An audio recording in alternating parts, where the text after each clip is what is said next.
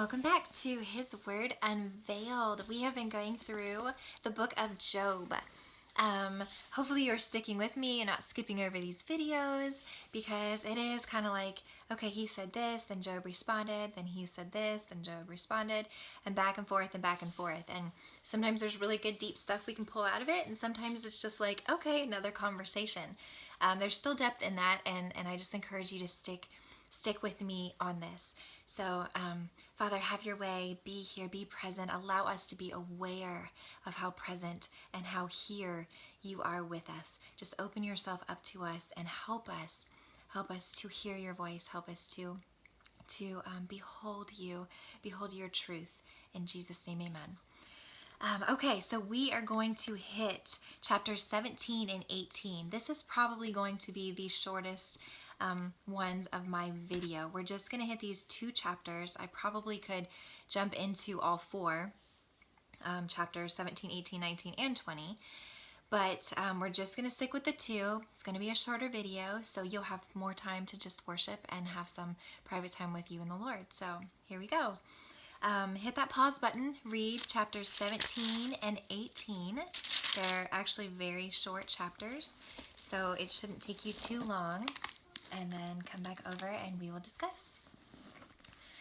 Okay, this is Job. He just got done the last chapter. He had just got finished defending himself. So this crying out as like to the Lord, defend me, but he's still stuck in this defending himself, sorting through this suffering, and just trying to hold hope to something, to anything. So chapter 17 starts off, my spirit is broken, my days are extinguished, the grave is ready for me, surely mockers are with me, and my eye gazes on their provocation. So he goes in into this chapter, and it's fairly short, but he continues then from his spirit being broken. He's hitting more, it's almost like there's this small shift of how he is responding now. It was just expressing a lot of his grief and what was going on, and God is against me. Then it has this very slight shift how he begins to respond in chapter 17 and on, that he hits how people see him, how he's being viewed, how he is laid out before men now. In verse 6 we see, but he has made me a byword of the people, and I am one at whom men spit. My eye has also grown dim because of grief, and all my members are as a shadow. The upright will be appalled at this, and the innocent will stir up himself against the godless. So what that tells us is that he is being very aware of the fact that people talk, that the people speak, that they're getting this, they're probably catching word of what Eliphaz, Bildad, and Zophar are saying, the fact that this is because of Job's sin. That is what is causing the suffering. And he is being made aware of how he's just hated among people. He's despised. And he goes into this a little bit. Just even with the upright will be appalled. So these men they're just upright men, they'll be taken back. Like, what is this? This is Job and all of this suffering that he's enduring, and all this that's going on. It says the innocent will stir up himself against the godless. So that word stir up is, another word is awakened that is used. And then godless, another word, hypocrite, is also used. So seeing Job as a hypocrite, seeing him as the life that he lived, and then all of this that is said about him, that oh, it must be his son or sin. I keep saying that. Keep seeing his sin as the cause for his suffering. Then he goes into, though, verse 9. He says, nevertheless, the righteous will hold to his way, and he who has clean hands will grow stronger and stronger. So those who have clean hands, have that purity in their heart, they will grow in wisdom. They will grow in understanding the truth of what is going on, of just the entirety of the situation. And whether Job knows it or not, I mean, that's incredible advice for even himself. The whole righteous will hold to his way. So going clear back to the beginning of Job, when the Lord laid out that Job was, that he's a blameless man, upright. He turns away from evil. He holds to his integrity. So the righteous will hold to his way. And that just brings back, what was said about him, and who he was, how he was defined by his God. And clean hands will grow stronger and stronger. So those who are pure, those who do turn away from evil, those who remain blameless, who have that purity of heart, their motives are right, whether they're, they mess up and fall at times, whether, that imperfection is pretty evident at times. Being blameless and being perfect are different. Those are different meanings. Blameless is just that desire to do well and doing what is right out of those right motives, even when, and in our humanness, we get that wrong. But I love that he who has clean hands will grow stronger and stronger.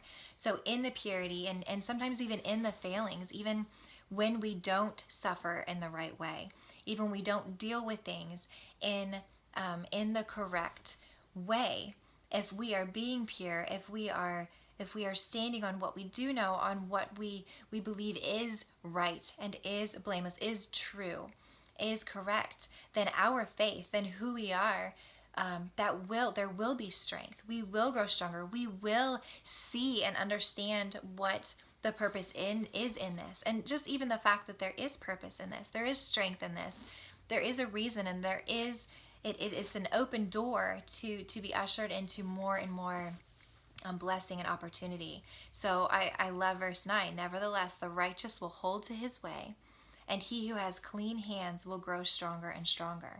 It's just laying that foundation now. Even when we get off course, or even when we deal with things in a way that we do mess up, and we're like, I could have done that a little better, or I could have, whatever it may be. Knowing that there is a foundation, that as long as we stick with that, as long as we constantly find ourselves going back to that and using that as our push to seek the Lord in it, to pursue the Lord in it, to stand on what's right, but to always be in this attitude, this teachable spirit of, I can learn through anything. It's not that I know everything. It's not that just because I did this right that I'll do this right. Like, it's that constant wanting more, that constant understanding that God is always trying to teach us and draw us and allowing us to be and grow stronger, our faith to grow stronger in the Lord as we grow and choose to be connected, growing closer and closer to who God is. So there's that. So we see that small shift then in there, and Job's response in the way that people are perceiving him and perceiving this situation, yet having faith in those who are upright and are righteous, that they will come to see the truth, that the truth will be revealed, and that it will be made known that what these friends are speaking about Job is not true. It is not accurate. It's not the proper way to deal with anything. Okay, moving on to chapter 8 then, we see Bildad. So we saw that Eliphaz came back and was slamming Job with all the same message, that you've done this, it's your sin. We saw him come back the second time, and now here's Bildad's turn. He starts off in verse 2 saying, how long will you hunt for words? Show understanding, and then we can talk. Why are we regarded as beasts, as stupid in your eyes?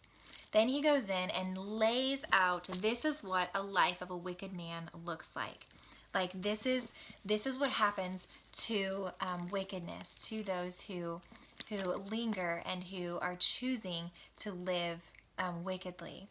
Verse 5, indeed the light of the wicked goes out, and the flame of his fire gives no light. The light in his tent is darkened, and his lamp goes out above him. His vigorous stride is shortened, and his own scheme brings him down. I mean, he goes in one by one, letting Job know, hey, this is what's happening. This is what's going to happen. This is what's going to continue to happen because you are living in wickedness. You are just speaking all of this nonsense, this stuff that means nothing, that holds no ground. You're just talking. And while you're talking, you're still living in sin and wickedness. The consequences of wickedness is still happening, and you're still having to endure suffering. And it's going to happen more and more and more because you're an idiot, is what he's pretty much saying. I mean, he goes into saying a snare seizes him, a trap snaps shut on him, a noose for him is hidden in the ground, a trap for him on the path. And he finishes the chapter. I mean, the entire chapter is talking about this, where he brings up the wickedness and the fact that suffering is correlated with sin, and lay it out like, here's what it is, Job. So in verse 21, he finishes this chapter up saying, surely such are the dwellings of the wicked, and this is the place of him who does not know God. So even laying out this incredibly condemning judgment at the end and saying, look, this is what's happening to you. I'm laying all this out, and this is what is being seen in your life. This is what's going on, and you must not know God. You're so far away from the truth, so far away of speaking anything rational. He's just speaking judgment over and over and just dealing with it in the most unhealthy, pathetic way. So that is what we have. So that's important to see, that small shift with Job in chapter 17, where it's not so much of this like, I'm in agony, all this is happening, but more so of paying attention to the judgments being placed on him and this frustration that's coming out of Eliphaz, Bildad, and Zophar. And they keep coming at him in this continual, so that is taking ride over that frustration and what all Job is going through in that. So that will continue in, and we'll see that progress as we continue reading. So stick with me. That was a little bit shorter video today. So you have a little bit extra time. Like I said at the beginning, just meet with the Lord today, encounter him.